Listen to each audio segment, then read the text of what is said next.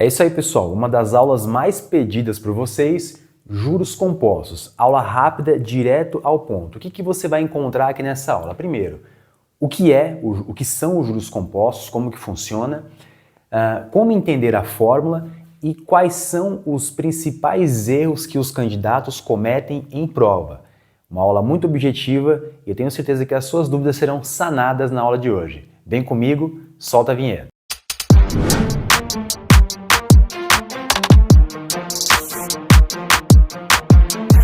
É isso aí, pessoal. Para quem já assistiu a aula de juros simples, você entendeu ali a lógica de como funciona esse mecanismo tão interessante de premiar o dinheiro investido ali dentro de um período de tempo.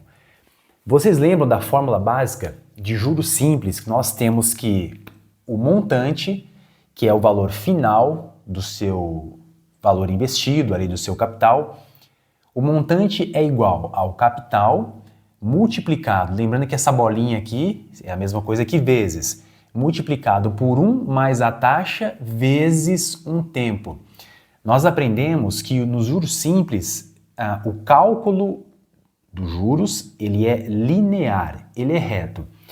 A grande diferença, o grande pulo do gato, no que se refere a juros compostos, é que o tempo ele não vai ser linear, ele não é multiplicado pelo tempo. O nosso tempo agora, lembrando que tanto você pode representar o tempo por T ou por N, é apenas uma questão de representação. Agora em juros compostos, esse tempo ele vai ser um expoente, ele é elevado a alguma coisa. Então a nossa taxa de juros ela está elevada a algum número. Então essa é a grande diferença entre juros simples e juros compostos. Anderson, não entendi. Eu vou explicar para você na prática para que você entenda. Vocês lembram lá que em juros simples nós demos o exemplo. Digamos aqui que João tem R$1.000 sobrando. E nós temos aqui também que o amigo dele, Pedro, está no vermelho. Vou até fazer ele aqui de vermelhinho. E Pedro pede para João esses R$1.000 emprestados. E eles combinam, eles acordam, que nesta relação de empréstimo será cobrada uma taxa de juros de 10%. Como que vai acontecer? Primeira dica, vocês jamais utilizarão dentro de uma fórmula o número percentual desta forma que está aqui representado. Isso é proibido, não faz sentido. Como que você representa? 10% é a mesma coisa que 10. Por que é porcento? Dividido por 100. É 10%. 10 dividido por 100. E 10% é a mesma coisa que 0,1 ou 0,10. Se você fizer esse cálculo, vai chegar neste resultado decimal. E é este formato aqui que vocês colocarão dentro da fórmula. Apenas relembrando para os mais iniciantes, como eu sempre digo para vocês, nosso compromisso é fazer os mais iniciantes entenderem. Tudo bem, pessoal? Digamos aqui que no mês 1, nós temos aqui o mês 0, ele emprestou para seu amigo este valor, mês 0. Passado um mês, nós temos aqui agora o mês 1.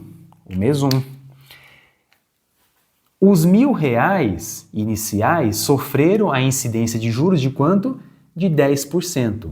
Ou seja, sofrendo a incidência desses 10%, os R$1.000 agora ganharam mais 10%. Os R$1.000 se tornaram R$1.100, porque 10% de 1.000 é 100. Então, 1.000 mais 100, R$1.100. Isso aqui, nós estamos falando de um sistema de juros simples. Agora nós vamos aqui para o mês 2. Como que nós vamos calcular os juros aqui dessa transação? É 10% novamente sobre quem, pessoal? Sobre os mesmos R$1.000. Então, os juros aqui vai ser mais R$100. Então, nós colocamos aqui, ó, aqui ele ganhou R$100. No mês 2, ele ganhou mais R$100. Por quê? Porque aqui foi 10% de 1.000, aqui foi 10% de 1.000 novamente. Então, o valor que estava em R$1.100, ele foi agora ganha mais 100 para R$ 1.200. Lembrando que esse 10% é ao mês, tudo bem, pessoal? No mês 3, passado mais um mês, quanto que vai aumentar esse empréstimo? Mais 10%. 10% de quê? Novamente de R$ 1.000. Então ele ganhou mais R$ 100. Então a dívida que era R$ 1.200 ganha mais 100, vai para R$ 1.300. Vou ser repetitivo para que você entenda. No mês 4, sofre a incidência de juros de mais 10%. 10% em cima de qual valor? Novamente em cima de R$ 1.000. Então vocês vejam que sempre ele está ganhando um juro fixo, porque é sempre em cima de 1.000. Este valor, 10% em cima de 1.000, 10% em cima de 1.000, 10% em cima de 1.000 e 10% em cima de 1.000. E esse valor aqui ganha mais 100, vai para R$ 1.400. Premissa básica de juros simples. O percentual, ele é travado. Você pode até desenhar aqui, perdão, um cadeadinho. Sempre os juros, ele vai incidir sobre 1.000. Ele está travado.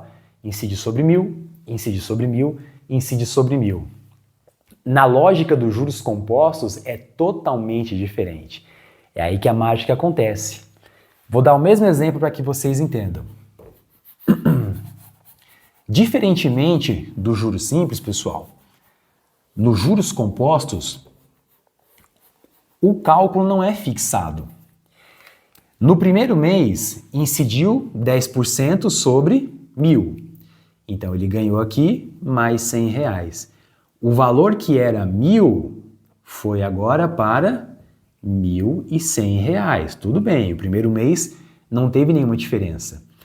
Porém, no segundo mês, incidiu mais 10%, mas aí que a grande diferença acontece.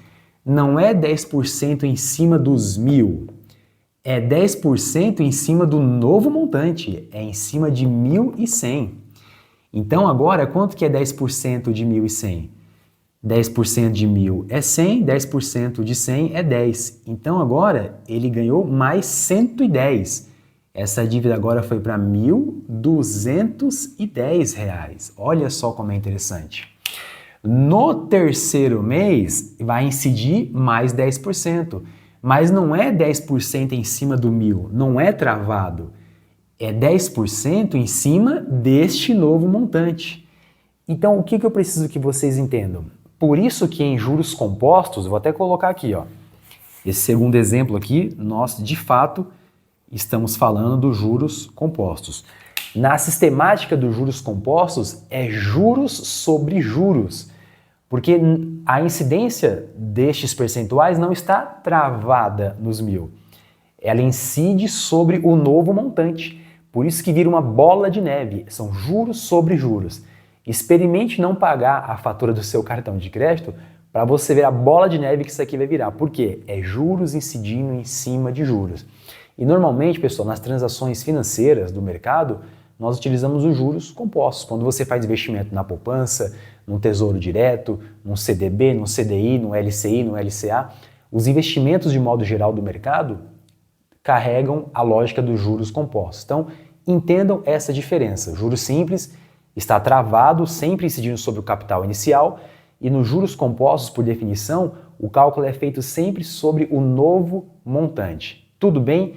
Entendendo isso aqui, vocês já conseguem matar aí mais de 70% das questões. É a lógica básica. Detalhes importantes que é onde vocês costumam errar. Cuidado! Nos juros compostos, você não está multiplicando linearmente, você está usando um expoente. E é justamente aqui que vocês se enrolam normalmente. Os candidatos têm muita dificuldade e é uma dúvida de matemática básica. E na aula de hoje eu vou explicar para vocês como que isso aqui funciona. Vamos lá, pessoal. Eu expliquei para vocês que quando vocês forem trabalhar com taxa de juros, vocês jamais podem trabalhar com um número nesse formato aqui, 10%. Eu não posso fazer isso. Eu preciso transformar esse número em um decimal. Então, se eu tenho aqui 10%, na verdade, esse 10% ele é 10 10 dividido por 100. Então, sempre que você trabalhar, se você fizer essa conta aqui, 10% é o mesmo que 0,10. Então, sempre que você for substituir o seu I, que é a sua taxa, você vai substituir nesse formal aqui de decimal. É aí que muita gente se enrola. Por quê? Digamos que você tem ali que substituir esse 0,10 na fórmula. Vocês lembram como que funciona uma potenciação? O que significa um número que está elevado a outro? Se eu digo para vocês que eu tenho o número 2 elevado a 2, e essa é a parte que começa o chororô aqui na aula. Porque os alunos mais experientes, mais adiantadinhos, que já sabem fazer isso aqui, não querem aprender. Mas lembra, eu vou ratificar novamente. A nossa aula tem como objetivo, nosso público-alvo são os alunos mais iniciantes, que têm mais dificuldade, que não tiveram uma boa educação básica lá na escola, vieram de escolas ruins, assim como eu vim também. Então, nosso objetivo aqui é ensinar essa parte mais básica que ninguém ensina por aí. Existem milhões de vídeos no YouTube falando sobre isso aqui. Só que sempre você vai ver que o professor começa a resolver uma questão e do nada ele faz aquele cálculo mirabolante que muitos não entendem e chega ao resultado final. Eu me lembro caso pessoal, quando eu fiz a minha primeira graduação em administração, nós íamos ali resolver os cálculos de economia, microeconomia, e esses cálculos aqui caíam. Eu não sabia fazer. E quando eu ia para o YouTube estudar, o que acontecia? Eu me enrolava todo, porque o professor começava a explicar e falou, pô, agora eu vou entender, agora eu vou conseguir. Aí de repente ele fazia aquele cálculo difícil e já ia para o resultado final. Por quê? Ele estava ensinando para quem já sabia, não era para quem era iniciante como eu. Então por isso hoje aqui nas minhas aulas eu tenho esse cuidado de voltar para o mais básico para ajudar você que tem essa deficiência mais primária. Tudo bem, pessoal? Então, quando eu falo que é 2 elevado a 2, ou ao quadrado, é a mesma coisa que 2 vezes 2, que é igual a 4. Então, 2 elevado ao quadrado é o mesmo que 4. Por quê? É 2 vezes 2. Se eu colocasse 2 elevado a 3 ou ao cubo, o que significa esse aqui, 2 elevado ao 3? É o mesmo que 2 vezes 2 vezes 2. Olha só, 3 vezes. Como que funciona isso? 2 vezes 2 é o mesmo que 4. 4 vezes 2 é o mesmo que 8. Então, 2 elevado ao cubo, 2 elevado ao 3, é o mesmo que 8. Até aqui, a grande maioria dos alunos não tem dificuldade. O problema acontece aqui. Quando nós vamos trabalhar com taxas percentuais, normalmente não são números inteiros, são números com vírgula, números decimais. Então, nessa aula de hoje, eu vou ensinar para vocês como que faz isso. Vamos utilizar o nosso primeiro exemplo? Se fosse ali aquela taxa, aqui, ó, vamos trabalhar só esse pedacinho da fórmula. Nós temos aqui, ó, 1 mais a taxa que nós já descobrimos. Qual que é a taxa? 0,10 elevado a um n. Vamos chutar aqui um número qualquer. Digamos que seja 2 elevado a 2. Como que vai fazer? Como que eu resolvo essa parte da questão? É muito simples, mas muita gente tropeça aqui. Primeiro eu resolvo aquele que está dentro do parênteses. Se eu tenho 1 mais 0,10, como que eu posso raciocinar isso aqui? Muito simples, vou te dar uma dica. É a mesma coisa que eu tivesse R$1, que é um inteiro, mais 10 centavos. É a mesma coisa que R$1 mais um pedacinho de 10 centavos. 0,10 é o mesmo que você pegar R$1 e dividir em 10 partes, ou seja, 10 centavos. Então, qual que é o resultado de 1 mais 0,10? É R$1,10. É isso aqui, ó, 1,10. Eu fecho esse parênteses e esse 1,10 está elevado ao quadrado, ao 2. Como que fica esse cálculo? Aqui. 1,10 elevado ao quadrado é a mesma coisa que 1,10 vezes 1,10. Lembrando para os mais iniciantes que quando eu coloco esse pontinho aqui, colocar um pontinho é a mesma coisa que colocar o xizinho de multiplicação. Como que eu resolvo essa conta? Pessoal, é muito simples. Você vai montar uma continha simples de multiplicação e você vai esquecer a vírgula. Quer ver como funciona? Olha aqui. Eu vou colocar vou colocar maior porque tem um pessoal que é míope e não consegue enxergar. 1,10 vezes 1,10. Não é assim que monta a continha? É. Olha só, você monta aqui. Deixa eu apagar para ficar limpo. E você faz a conta normalmente. Só que você pode esquecer a vírgula. Como que seria esse cálculo? 0 vezes 0 é o mesmo que 0. 0 vezes 1 é o mesmo que 0. 0 vezes 1 é o mesmo que 0. Ufa, fiz a primeira parte. Coloco o sinal de mais. Vou para o segundo aqui, esse aqui já foi, agora eu vou para esse. 1 vezes 0 é o mesmo que 0. 1 vezes 1 é o mesmo que 1. E 1 vezes 1 é o mesmo que 1. Coloco agora 2 sinal de mais. Já foi esse aqui também. Vou multiplicar o terceiro elemento. 1 vezes 0 é o mesmo que 0. 1 vezes 1 é o mesmo que 1. E 1 vezes 1 é o mesmo que 1. Pronto. Montei a minha conta e agora é só somar. 0 mais nada é 0. 0 mais nada é o mesmo que 0. 0 mais 1 é 1, mais 0 não faz diferença, continua sendo 1.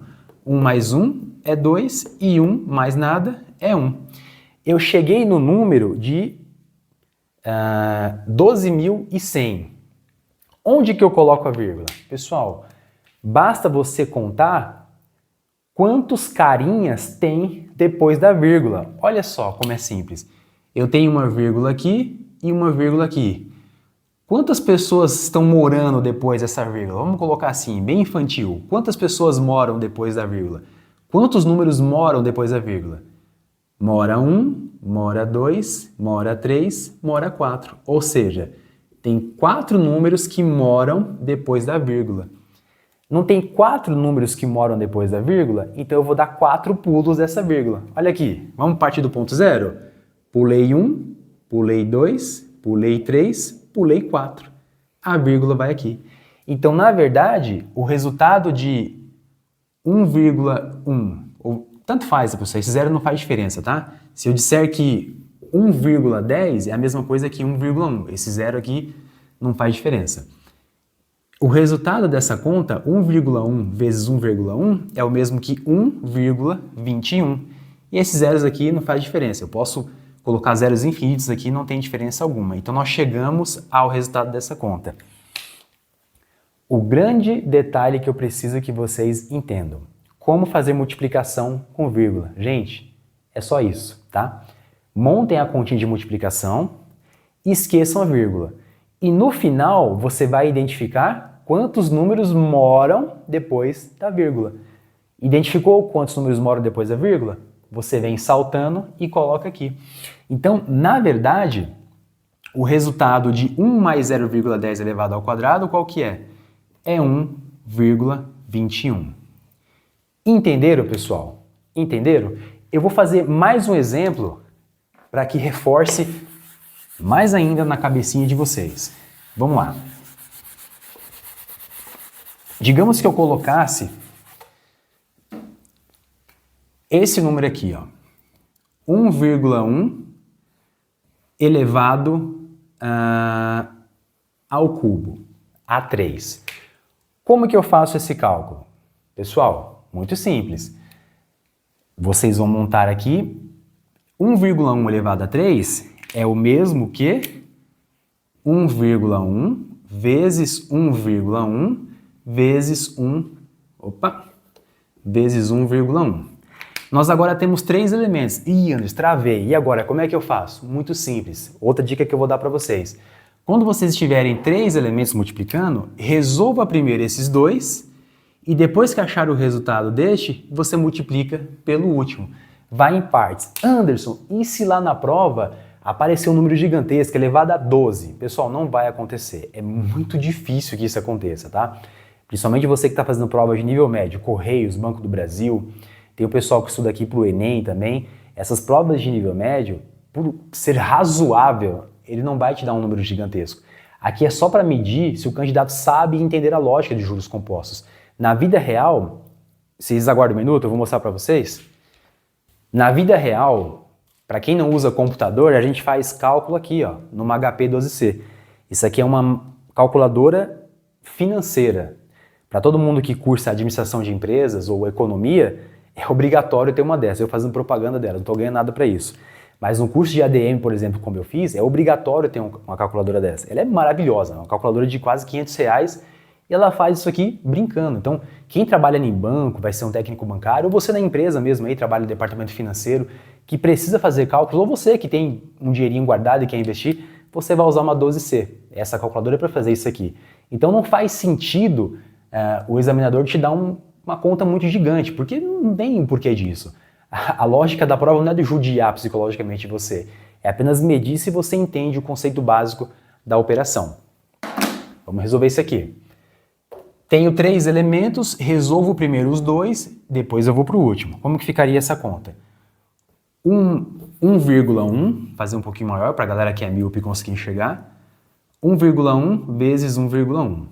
Não vai dar o espaço aqui, vem para cá. 1,1 vezes 1,1. Como que faz essa conta? Multiplica um de cada vez, vamos lá. 1 vezes 1, 1.